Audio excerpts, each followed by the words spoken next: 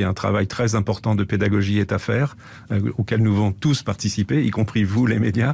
C'est le fait qu'aujourd'hui, on ne sait pas combien de temps une personne vaccinée est protégée. On sait que c'est 2-3 mois, c'est sûr.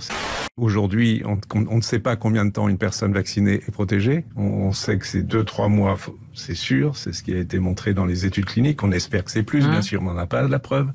On n'a pas la démonstration, loin de là, malheureusement. Il faut bien avoir conscience que, malheureusement, mais c'est inéluctable, chaque jour, il y a de très nombreux décès dans les maisons de retraite et dans les EHPAD spécifiquement. En France, de l'ordre de 400.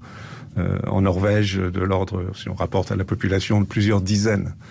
Donc, lorsqu'il y a des événements de décès qui surviennent dans la journée qui suivent une vaccination, ils pourraient, en théorie, être dus à la vaccination, mais ils ont une beaucoup plus grande probabilité d'être dus à l'évolution naturelle de la vie et des maladies que présentent ces gens. Les informations que nous avons sont que ces personnes étaient extrêmement faibles, avaient, comme on dit, de multiples comorbidités. Certains étaient en soins palliatifs.